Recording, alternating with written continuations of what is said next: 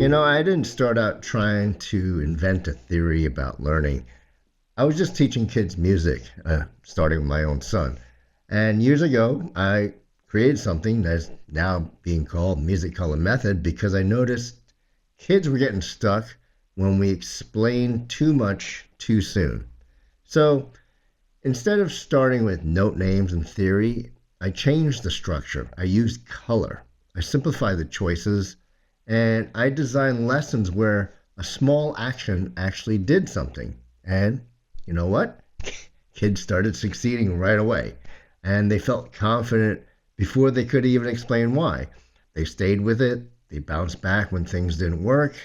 Only much later did I realize what was happening. And what I realized is that the system itself was teaching.